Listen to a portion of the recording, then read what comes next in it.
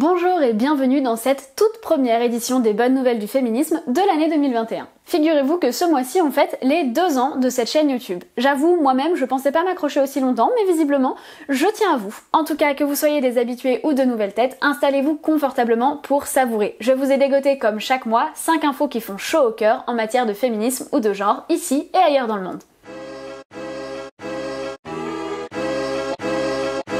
Commençons donc en France. Si vous me suivez sur Instagram, comment ça vous me suivez pas encore sur Instagram? Si vous me suivez sur Instagram donc, vous êtes probablement déjà au courant que ces dernières semaines, la Fédération Nationale Solidarité Femmes, qui gère le 3919, le numéro d'urgence dédié aux victimes de violences conjugales, était très inquiète.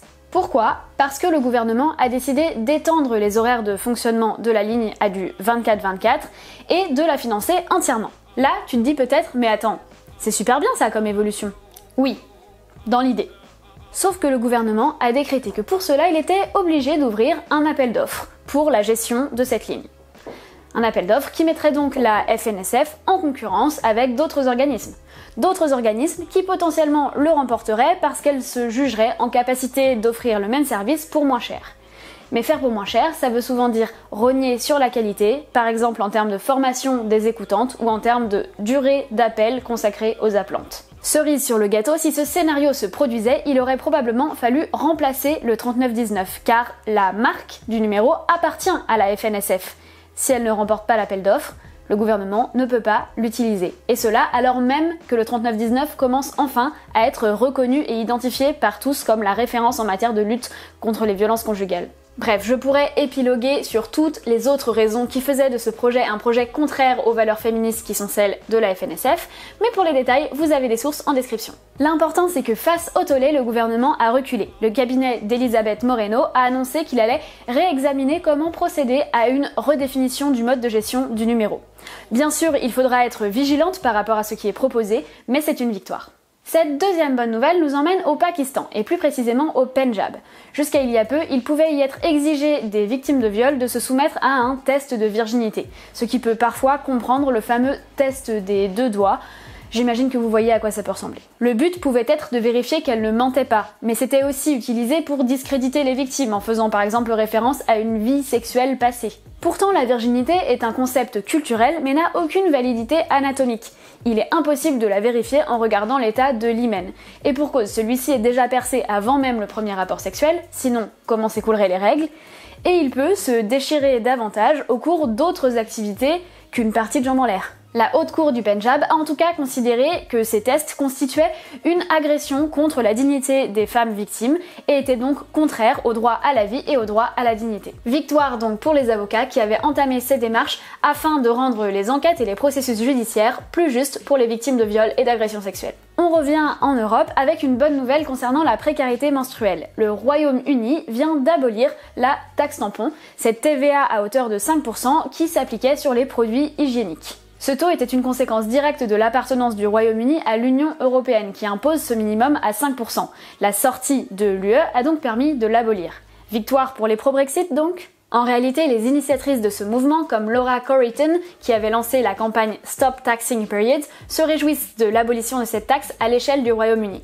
Mais elles considèrent que si le pays était resté membre de l'Union européenne, son gouvernement aurait pu faire pression et permettre l'abolition de cette taxe dans tous les pays membres. À ceux qui restent de reprendre le flambeau donc. On poursuit avec une victoire devant la justice pour les femmes réduites en esclavage sexuel par le Japon pendant la Seconde Guerre mondiale. Si vous ne connaissez pas l'existence de celles qui ont depuis été mal nommées femmes de réconfort, la voici en quelques mots. Pendant la Seconde Guerre mondiale, l'armée japonaise a mis en place des maisons closes, dans lesquelles des femmes étaient à disposition de ses soldats. Celles-ci, souvent coréennes ou issues de pays occupés par le Japon, avaient été enrôlées de force, trompées sur le motif de recrutement. C'est très résumé, je vous mets des ressources en description pour approfondir le sujet. Ce mois-ci, pour la première fois, un dossier au civil était présenté contre le gouvernement japonais à la justice sud-coréenne.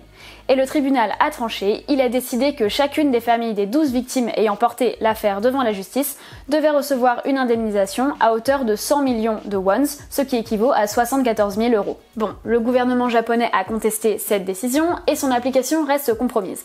Mais cette reconnaissance devant un tribunal demeure un premier pas vers la réparation. On termine cette session bonne nouvelle avec un mouvement d'ampleur contre les violences sexuelles au Soudan. Comme souvent dans ces cas-là, c'est un énième crime odieux qui agit comme la goutte d'eau qui fait déborder le vase des Soudanaises. Le 31 décembre dernier, une femme a été violée par une vingtaine d'hommes à Khartoum.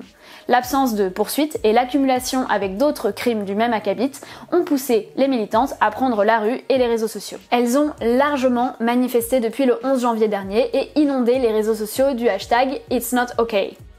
D'une part pour rompre le silence qui entoure ce sujet des violences sexuelles, et de l'autre pour exiger que le viol soit enfin reconnu comme un crime à part entière. Si leurs revendications n'ont pas encore obtenu satisfaction, les formuler aussi fortement et publiquement est déjà une avancée.